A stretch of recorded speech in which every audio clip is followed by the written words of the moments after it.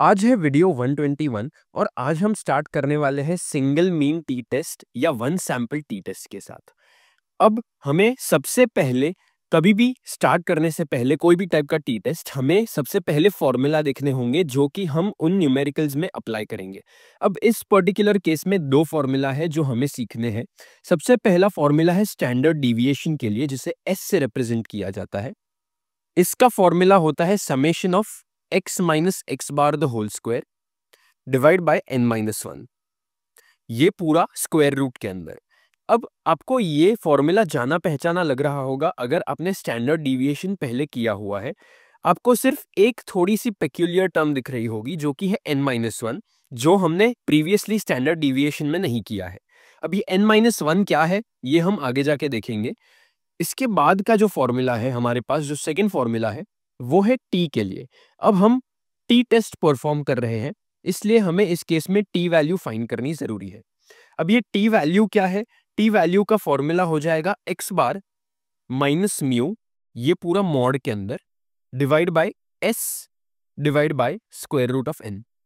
अब ये मॉड क्या है ये हम आगे जाके देखेंगे। बेसिकली मॉड का एक बेसिक मतलब होता है कि जो मॉड के अंदर एक पर्टिकुलर वैल्यू होती है वो कभी नेगेटिव नहीं हो सकती। अगर वो नेगेटिव है तो वो मॉड के बाहर आकर पॉजिटिव हो जाएगी, और अगर वो पॉजिटिव वैल्यू है तो भी मॉड के बाहर आकर वो पॉजिटिव ही रहेगी। सो बेसिकली ये पूरी वैल्यू कभी नेगेटिव नहीं हो सकती।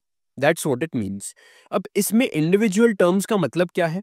आपको एस तो पता चल गया, स्टैंडर्ड डिविएशन है। आपको समेशन का मतलब पहले से पता है। एक्स का मतलब आपको पहले से पता है जो कि होता है वेरिएबल।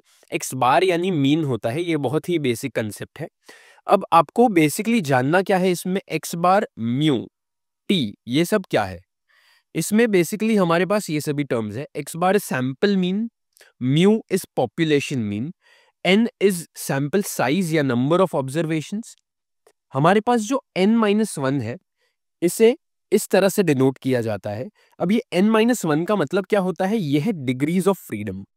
अब डिग्रीज ऑफ फ्रीडम बेसिकली हमारा जो नंबर ऑफ ऑब्जर्वेशन या सैंपल साइज है उसमें से अगर आप 1 को सब्ट्रैक्ट कर दोगे in case of single mean तो वो हमारा हो जाएगा डिग्रीज ऑफ फ्रीडम।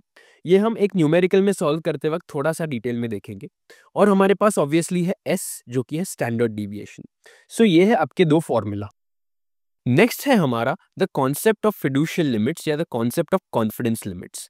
अब बिफोर वी स्टार्ट दिस हमें यह समझना जरूरी है कि ये इतना इंपॉर्टेंट नहीं है जितने कि ये दो फॉर्मूला इंपॉर्टेंट है, लेकिन स्टिल ये कभी कभी एग्जाम में पूछ लिया जाता है।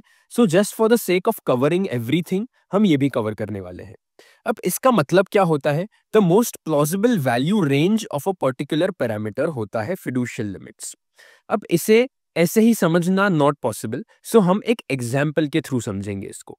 लेट्स से हमारे पास मीन दिया गया है हमें कोई एक पर्टिकुलर न्यूमेरिकल में, या फिर हमने फाइंड किया लेट्स से 50, और स्टैंडर्ड डिविएशन की एक पर्टिकुलर वैल्यू दी गई है हमें। ओके, ये सम वैल्यू है हमारे पास, और हमारे पास at the same time number of observations भी दिया गया है, यानी कि n की वैल्यू दी गई है। तो ये तीनों वैल्यू हम यूज करके एक पर्टिकुलर रेंज फाइंड कर सकते हैं। लेट्स से वो रेंज लाई करती है इस केस में 46 से लेकर 54 तक। ओके, रेंज यानी क्या? अगर मीन हमारा 50 है तो उसके आसपास ही रेंज भटकेगी, राइट। सो हमारे पास ये रेंज है 46 टू 54 इस केस में। तो इस केस में इसका मतलब क्या होता है? हमारे पास जो ये नंबर ऑफ ऑब्जर्वेशंस है, लेट्स से हमने इसमें से कोई भी एक पर्टिकुलर ऑब्जर्वेशन उठा लिया। हमारे पास लेट्स से 100 ऑब्जर्वेशंस है और उसमें से हमने कोई एक पर्टिकुलर ऑब्जर्वेशन उठा लिया, एनी वन। अब जो वो ऑब्जर्वेशन हमने उठाया उसका ये लिमिट में या ये पर्टिकुलर वैल्यू की रेंज में फॉल करने का चांस 95% होगा या 99% होगा। इसका मतलब होता है हमारा फिडुशियल लिमिट या कॉन्फिडेंस लिमिट्स। अब ये 95% और 99% सबसे कॉमनली यूज किया जाता है। इसके लिए हमारे पास ये दोनों के फॉर्मूला है। अब हमारे पास ये दो फॉर्मूला क्या है? हमारे पास दोनों के लिए बेसिकली सेम फॉर्मूला है। फॉर्मूला है एक्स बार प्लस माइनस हमारा है standard deviation divide by square root of n into T 0.05। अभी 0.05 क्यों यूज किया गया है यहाँ पर? 0.05 basically means 5 divide by 100, right. क्योंकि ये दोनों का डिवीजन 0.05 आता है, और हमारे पास 5 डिवाइड बाय 100 का मतलब होता है 5%। अब अगर हम 100% में से 5% सब्ट्रैक्ट कर दे तो हमारे पास वैल्यू आती है 95%। इसलिए इसे कहा जाता है 95% फिडुशियल लिमिट्स। अब अगर हम ये फॉर्मूला अप्लाई करें और हमें लेट्स से ये फॉर्मूला अप्लाई करके हमें ये वैल्यू आई 46 to 54, इसका मतलब क्या है? अगर हम सभी ऑब्जर्वेशंस में से कोई भी एक ऑब्जर्वेशन उठा ले और उसको कंपेयर करें ये रेंज के साथ, तो उस ऑब्जर्वेशन के पास 95% चांस है कि वो ये रेंज में फॉल करेगा 46 से 54 के बीच में। इसका मतलब होता है फिडुशियल लिमिट या कॉन्फिडेंस लिमिट। उसी तरह हमारे पास 99% के लिए भी फॉर्मूला है। इसका भी फॉर्मूला सेम है, x bar plus minus standard deviation divide by square root of n। इस केस में सिर्फ हमारे पास 0.005 के बदले t 0.001 आ जाता है। ये भी सेम चीज है, 1 divide by 100 which is basically 1%, और अगर हम 100 में से 1% सब्ट्रैक्ट करें तो हमें आता है 99%। तो ये है फिडुशियल लिमिट्स का कॉन्सेप्ट। अब आता है हमारे पास टी टेस्ट का सबसे पहला न्यूमेरिकल। इसमें दिया गया है the life time of electric bulbs for a random sample of 10 from a large consignment या population, give the following data. हमें यहाँ पर 10 रैंडम इलेक्ट्रिक बल्ब्स दिए गए हैं और उनकी लाइफ टाइम दी गई है इन 1000 आवर्स, यानी कि ये 4.2 जो है 4.2, इससे आपको 4.2 कंसिडर नहीं करना है फाइनल आंसर में, आपको ये 4200 कंसिडर करके चलना है। यानी कि ये जो नंबर्स है इनको 1000 से मल्टीप्लाई करना है, 4.2 इंटू 1000, इस तरह से 4200। सो ऐसे आपको पूरा डेटा दिया गया है। आपको इसमें फाइंड क्या करना है, can we accept that the average life time of the bulb is 4000 hours. यानी कि ये सभी का जो एवरेज होगा या मीन होगा वो, और ये पॉपुलेशन मीन जो हमें दिया गया है 4000 आवर्स, ये दोनों मीन सेम है या नहीं, ये हमें बेसिकली फाइंड आउट करना है, या दोनों में सिग्निफिकेंट डिफरेंस है या नहीं वो हमें फाइंड आउट करना है। सो इसमें हमें बेसिकली करना क्या है, सबसे पहला टास्क आपका टी टेस्ट के न्यूमेरिकल सॉल्व करते वक्त होना चाहिए नल हाइपोथेसिस और अल्टरनेटिव हाइपोथेसिस स्टेट करना।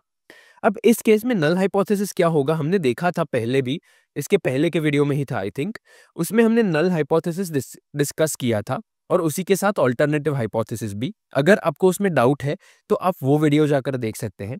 नल हाइपोथेसिस में बेसिकली आएगा क्या, there is no significant difference between dash dash dash and dash dash dash. तो इस केस में हमारा नल हाइपोथेसिस हो जाएगा ये, there is no significant difference between sample mean and population mean. Sample mean यानी हम जो इसमें से फाइंड करेंगे वो, और पॉपुलेशन मीन यानी 4000 hours. There is no significant difference between these two means. That is, the sample comes from the population having average lifetime 4000 hours.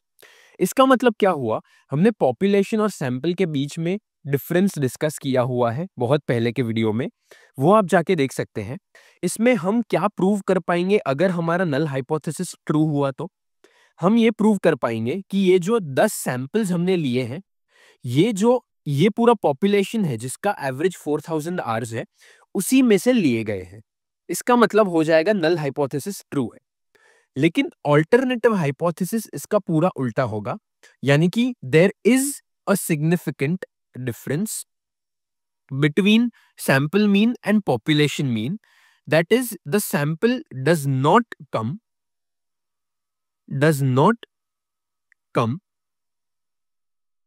from the population having average lifetime 4000 hours. Okay, so इसमें आप देख सकते हो कि ये जो null hypothesis और alternative hypothesis state करने हैं वो आपको क्वेश्चन से ही स्टेट करने हैं और कुछ नहीं है इसमें यहाँ पर दिया गया है, क्या हम एक्सेप्ट कर सकते हैं that the average life time of the bulb is 4000 hours. तो हमें सबसे पहले लिखना है कि हाँ, हम ये एक्सेप्ट कर सकते हैं कि दोनों का जो हमारा मीन है उन दोनों में सिग्निफिकेंट डिफरेंस नहीं है, यानी कि दोनों बहुत सिमिलर है, जिसका मतलब ये नल हाइपोथेसिस हम एक्सेप्ट करेंगे। और सेकंड, उसका अल्टरनेटिव हाइपोथेसिस उसका ऑपोजिट आएगा, यानी कि there is a significant difference between the two means.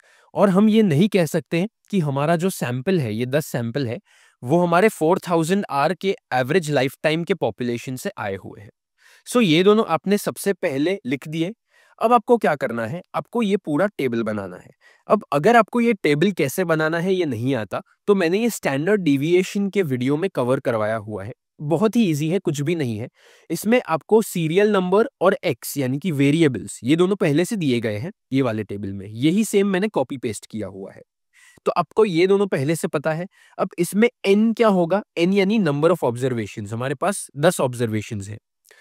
x का समेशन क्या होगा? ये पूरी कॉलम को आप बेसिकली ऐड कर दोगे और आपको समेशन x यहां पर आ जाएगा। उसके बाद आप अप्लाई करोगे ये formula, x bar is equal to summation of x divide by n। अब आपको ये क्यों करना है? क्योंकि आपको x बार की जरूरत फॉर्मूला में भी पड़ेगी और साथ ही साथ हमें ये दोनों फाइंड करनी है कॉलम्स जिसमें x बार की जरूरत पड़ेगी। x बार है क्या? x bar is basically the average या मीन। ओके, सो आपको ये पूरा ऐड करना है। वो जो वैल्यू आएगी आपको उसको डिवाइड बाय 10 कर देना है, जिससे कि आपको एवरेज वैल्यू आ जाएगी। अब आपको एक एक करके x माइनस एक्स बार की वैल्यू फाइंड करनी है हर एक कॉलम के लिए। ऐसे आप करोगे और आप उसका भी समेशन लोगे यानी कि वो पूरी कॉलम का, और आप यही सेम वैल्यू को स्क्वायर कर दोगे, स्क्वायर, जिससे कि आपको ये सभी वैल्यूज आ जाएंगी। और ये सभी वैल्यूज को भी अगर आप ऐड कर दोगे या समेशन कर दोगे तो आपको ये वैल्यू आएगी। सो आपको बेसिकली ये सबसे पहले स्टेप में आपको ये टेबल बनाना है, या अदर सेकेंड स्टेप में आपको ये टेबल बनाना है। फर्स्ट स्टेप था नल हाइपोथेसिस और अल्टरनेटिव हाइपोथेसिस को स्टेट करना। बाद में आपको ये पूरा टेबल बनाना है, आपको मीन फाइंड करना है और ये सभी वैल्यूज को फाइंड करना है। नेक्स्ट वीडियो में हम देखेंगे कि आगे के स्टेप्स क्या है। Thank you for watching.